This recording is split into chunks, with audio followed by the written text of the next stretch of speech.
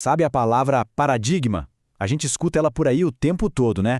Em reuniões, em conversas, mas vamos ser sinceros. O que ela significa de verdade? Pois é, hoje a gente vai fundo nisso, e com a ajuda de dois pensadores gigantes, Thomas Kuhn e Edgar Morin. Olha, essa pergunta que parece super simples, na verdade abre uma discussão enorme sobre como a ciência funciona, como o nosso conhecimento é construído. E a resposta, acredite, é bem mais interessante do que parece. A palavra paradigma vai ser nossa chave para entender esse quebra-cabeça. E para guiar a gente nessa exploração, a gente tem dois verdadeiros mestres. De um lado, Thomas Kuhn, que era físico e historiador da ciência, do outro, Edgar Morin, filósofo e sociólogo. Cada um vai nos dar uma perspectiva, uma lente diferente para a gente entender de vez o que é um paradigma. Vamos começar pelo Thomas Kuhn.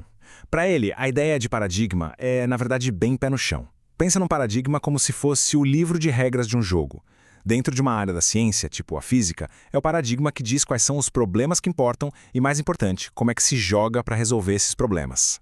E essa ideia toda nasceu de uma experiência que o próprio Kuhn teve. Ele conta que estava lendo a Física de Aristóteles e no começo não entendia nada. Parecia tudo errado. Mas aí, como ele diz aqui, de repente deu um estalo. Ele sacou que estava tentando julgar o jogo de Aristóteles com as regras do jogo da física de hoje. Na hora em que ele conseguiu pensar com a cabeça daquela época, dentro daquele paradigma, tudo fez um sentido perfeito. Essa foi a grande sacada. E aqui está um ponto crucial para Kuhn. Paradigma não é coisa de um gênio solitário. Nada disso. Ele pertence a um grupo, a uma comunidade científica inteira.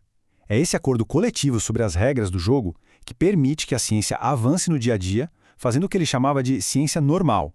Bom, o próprio Kuhn foi criticado porque o termo paradigma podia ser um pouco vago. Então, para deixar tudo mais claro, ele criou um conceito mais preciso, a matriz disciplinar.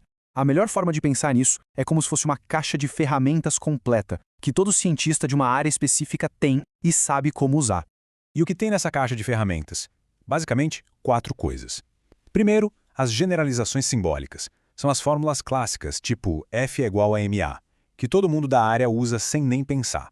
Depois, vem os modelos, que são as analogias que ajudam a visualizar as coisas, como imaginar o calor sendo movimento de moléculas. Em terceiro lugar, os valores, ou seja, o que a comunidade considera uma boa teoria. Ela tem que ser simples, coerente, essas coisas. E por último, e talvez o mais importante, os exemplares. São aqueles problemas clássicos de livro didático que todo estudante resolve para aprender a pensar como um cientista daquela área. Certo, agora segura firme, porque a gente vai mudar completamente a escala com o Edgar Morin. Se o paradigma do Kuhn é tipo um software específico que um grupo de cientistas usa, o do Morin é como um sistema operacional inteiro. É a base invisível que está rodando por baixo de absolutamente tudo que a gente pensa. A diferença de escopo aqui é brutal. É como está no slide. Kuhn está olhando com um microscópio para uma disciplina, para a física newtoniana, por exemplo. Já o Morin está usando um telescópio, olhando para a estrutura de todo o pensamento do Ocidente, a base não só da nossa ciência, mas da nossa filosofia, da nossa cultura, de tudo. E qual é o nome desse nosso sistema operacional, segundo o Morin? Ele chama de paradigma disjuntor-redutor. O nome parece complicado, mas a ideia é bem direta. Esse paradigma nos ensinou a pensar de 2 maneiras principais.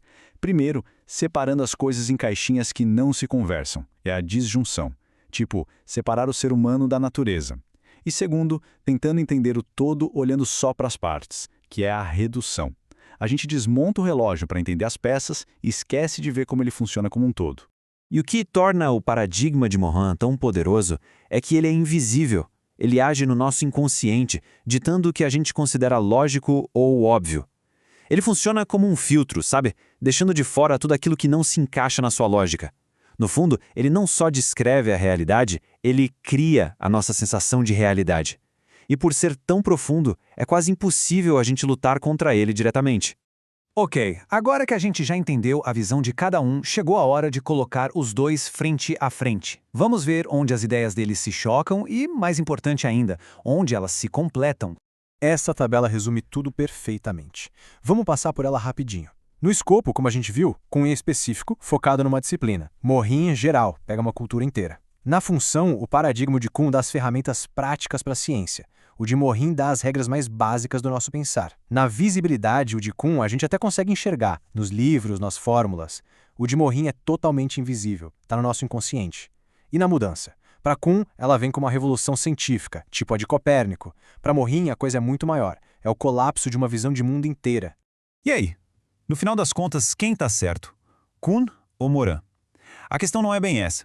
Eles não se anulam, eles se complementam. É como se o Kuhn tivesse nos dado um microscópio para a gente olhar de perto como uma comunidade científica funciona, e o Morin nos deu um telescópio para a gente enxergar a estrutura gigante por trás de todo o nosso pensamento. Então, o que a gente tira disso tudo? A grande diferença é o propósito. O conceito de Kuhn é uma ferramenta da sociologia para entender a ciência. O de Morin é um conceito da filosofia para entender o próprio conhecimento. Mas o ponto em que eles concordam é o mais importante de todos. Os dois mostram que conhecimento não é só empilhar fatos. Ele é organizado por essas estruturas profundas, muitas vezes ocultas, que definem o que a gente é capaz de pensar.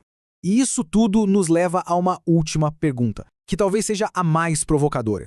Se esses paradigmas são tão poderosos e, na maior parte do tempo, invisíveis, qual será o sistema operacional que está rodando aí silenciosamente por trás da nossa forma de pensar? O que é que está definindo o que para nós parece lógico, real e até mesmo possível? Fica aí a reflexão.